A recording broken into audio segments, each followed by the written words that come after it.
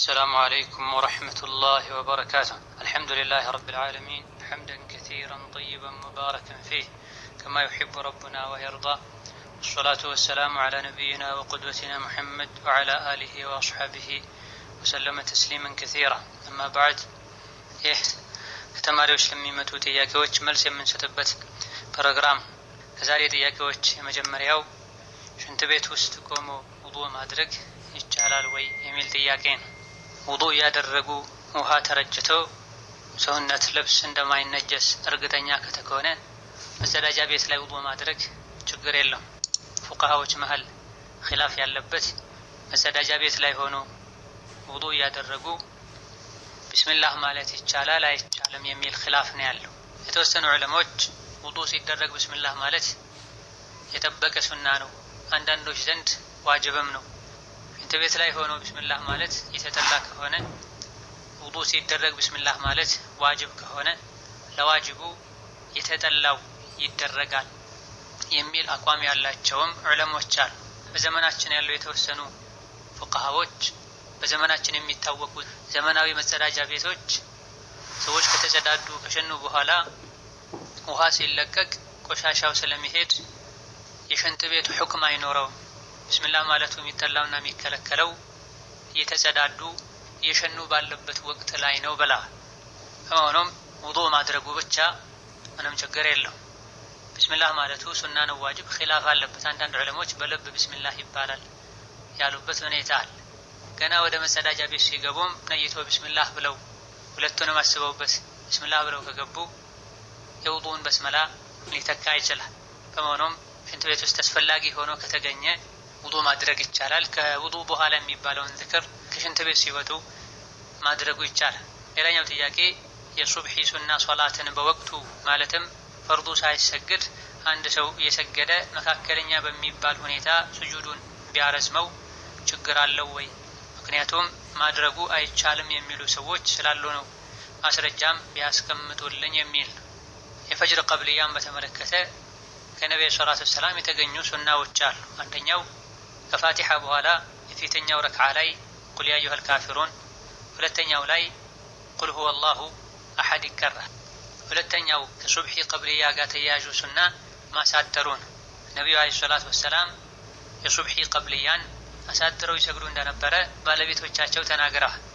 ከዚህ በመነሳት ሱብሒ ቀብልያ ላይ ከፋቲሓ ውጪ ሌላ ሱራ መቅራት አይቻልም ያሉ ሁሉ ፉቃሃዎች አሉ። ነብዩ በጣም ያሳድሩ ነበር የሚለውን በመያዝ ወላኪን ራጂሑ ትክክለኛው ከፋቲሓ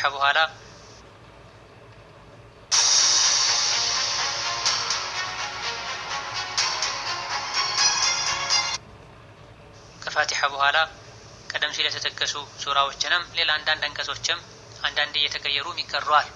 የሱብሒ ቀብልያን ማሳደር ሱና እንደሆነ የጅምሁር የአብዛኛ ፉቃሃዎች ምርጫ ሲሆን አንዳንዴ በመጠኑ ረዘም ቢደረግ ይቻላል፣ ምንም ችግር የለም። ከቀደምት ዑለሞች መሃል የተወሰኑ እንዲህ አይነት አቋም ያላቸው እንዳሉ ኢማም ነወዊ ረሒመሁላህ ተዓላ ገልጸዋል። ይቻላል ያሉት ሐራም አለመሆኑን ለመግለጽ ነው።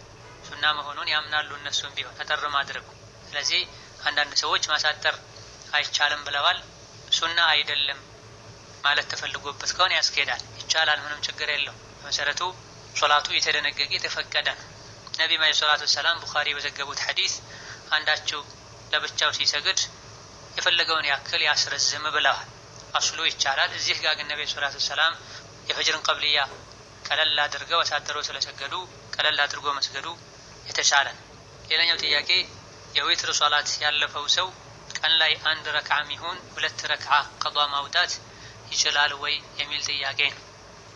ነዓም፣ ሌሊት ሶላት ማታ ላይ ታሞ አሊያ ደግሞ እንቅልፍ ጥሎት አሊያ ደግሞ ከልክ በላይ ደክሞት መስገድ ያልቻለ ሰው በቀኑ ክፍለ ጊዜ ቀዷ ማውጣት ይቻላል። ነገር ግን ልክ እንደ ማታ ሶላት ዊትር ተደርጎ አይደለም የሚጠናቀቀው። ማታ ላይ 11 ሰው ይሰግድ የነበረ ሰው ካለፈው ቀን ላይ ቀዷ ሲያወጣ 12 ያደርጋል። 9 ይሰግድ የነበረ ሰው 10 ያደርጋል። 3 5 ይሰግድ የነበረ ሰውም 4 ወይም 6 አድርጎ ይሰግዳል። ይሄም ከነብዩ ሰለላሁ ዐለይሂ ወሰለም ተገኝቷል። ሌላኛው ጥያቄ የመንገደኛ ሶላት በምን መልኩ ነው የሚሰገደው? ከስንት ኪሎ ሜትርስ ጀምሮ ነው መንገድ የሚባለው የሚል ጥያቄ ነው።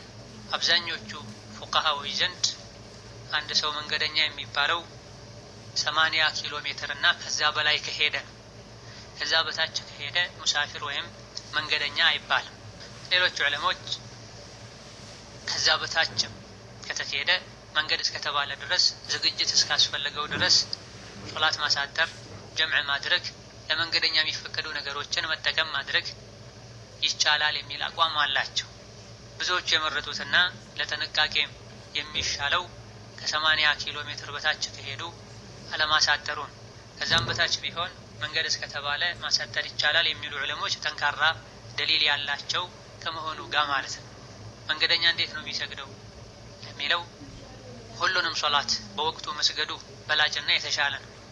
ለመንገደኛም ቢሆን ካልተቸገረ፣ ጉዞ ላይ ከሆነ አሊያ ደግሞ ወደሚሄድበት ሀገርም ደርሶ ሁሉም በወቅቱ መስገድ የሚከብደው ከሆነ ዙህርን ከዐስር መግሪብን ከዒሻ አጠጋግቶ አንድ ላይ አድርጎ መስገድ ይቻላል።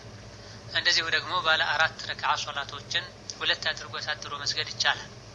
አንድ ላይ ተደርጎ የሚሰገደው ዙህርን በዐስር ወቅት ወይም ዐስርን በዙህር ወቅት ነው፣ ወደፊት ወይም ወደ ኋላ አድርጎ።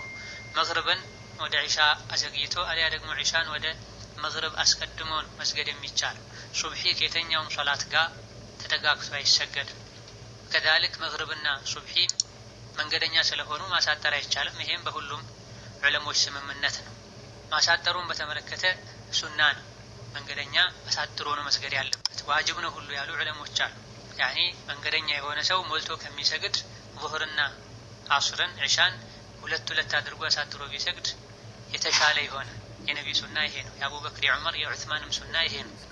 ነገር ግን ሞልቶ ከሚሰግድ ሰው ጋር ተከትሎ የሰገደ እንደሆነ መንገደኛ አሰጋጁ የሚሰግደውን አይነት ሶላት ቁጥር ሞልቶ መስገድ አለበት።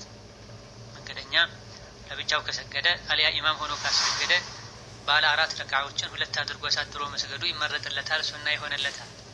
ነገር ግን እሱ ማሙም ሆኖ ከሰገደ የሚያሰግደው አካል ሙሉ ከሆነ የሚሰግደው ማሙሙ መንገደኛ የሆነው ማሙም ሞልቶ የመስገድ ግዴታ አለበት።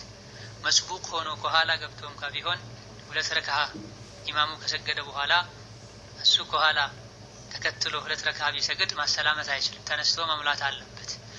አንድ መጨረሻ ረክዓ ላይ ቢደርስ ተነስቶ የተከተለው ኢማም የሰገደውን አይነት ቁጥር የመስገድ ግዴታ አለበት።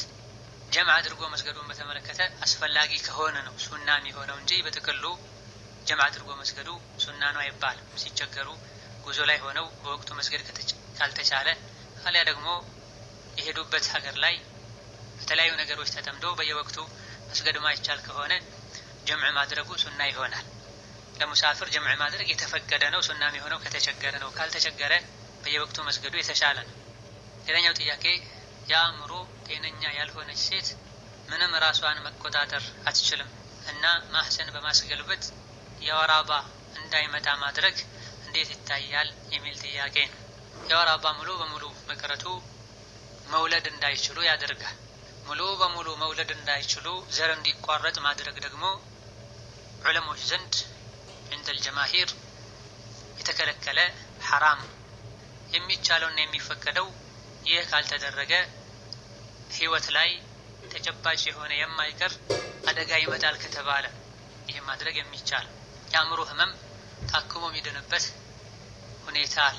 እንደዚሁ ደግሞ የወር አበባ ደም መቆጣጠሩ የሚቻል የአእምሮ በሽተኛ የሆነች ሴት ራሷ የወር አበባ ደሟን መቆጣጠር ንጽህናን መጠበቅ ባትችል ቤተሰቦች ሌሎች ነገሮች ላይ ክብካቤ እንደሚያደርጉት እንደሚቆጣጠሩት እንደሚጠብቁት ይህም ላይ መጠበቅ መቆጣጠር ይቻላል።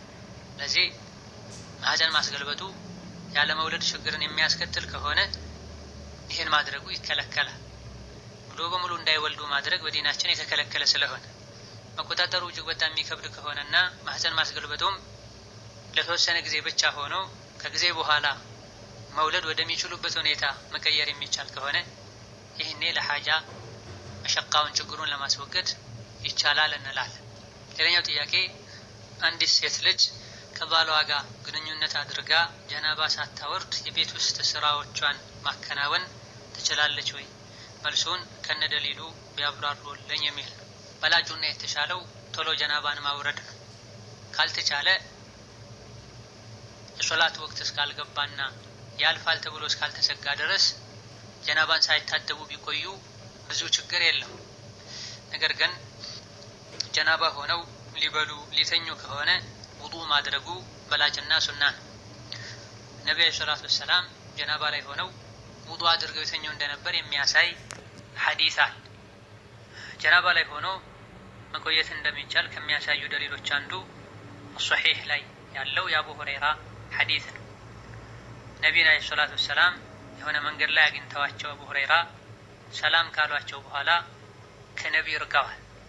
ነብዩ ሰለላሁ ዐለይሂ ወሰለም ኋላ ላይ አቡ ሁረይራን ሲያገኟቸው የት ጠፍተህ ነበር ቅድም በማለት ሲጠይቁ ጀናባ ላይ ስለነበርኩኝ ከእርሶ ጋር መሆን ከብዶኝ ነው ሲሉ ነብዩ ሰለላሁ ዐለይሂ ወሰለም ሙስሊም ሙእሚን መቼም አይነጅስም ብለዋቸዋል።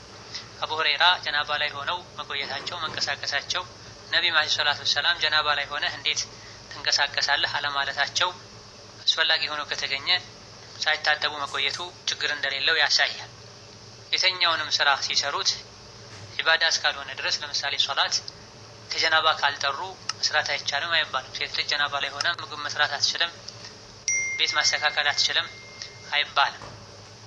ሌላኛ ጥያቄ ረመዳን ላይ ሐይድ መጥቶብኝ ሌላ ጊዜ የሚቆይበትን ያክል ጊዜ ሳይጨርስ አቆመ። እኔም ጾምና ሶላት ጀመርኩኝ። እንደገና ተመልሶ ከሁለት ቀን በኋላ መጣ። ጾምና ሶላቱ እንዴት ይታያል? የሚል ሲቆም የመጥራትን ምልክት አይተሽ ታጥበሽ ከሆነ የሰገድሽው ከዛ በኋላ ድጋሚ ሲመጣ ማቆም ነው። ሌላ ራሱን የቻለ ደም ነው የሚሆነው። የመጥራት ምልክት ሳይታይ በፊት ከነበረ ያቆምሽው በዚህ መሀል የጾምሻቸው ቀኖችን ቀዷ ማውጣቱ ግዴታ ይሆናል። ትክክለኛ የወር አበባ ደም እስካለ ድረስ ጾም ሶላት ይቆማል። የወር አበባ ደሙ ከቆመና ሌላ ጊዜ ሐይድ ሲቆም የሚታየው ምልክትም ከታየ ሌላ ጊዜ ይቆይ የነበረውን ያክል ቀን ባይቆይም ከቆመና የመቆም ምልክት ከታየ ወደ ዒባዳ ወደ ሶላትና መሰል ይከለከሉ ወደ ነበሩ ነገሮች መመለስ ይቻላል። ሌላኛው ጥያቄ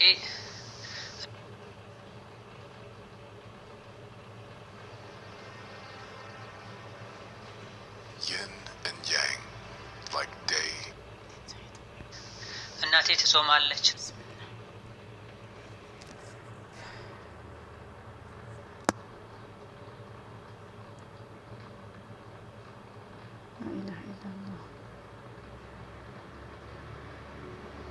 حبيب خلاص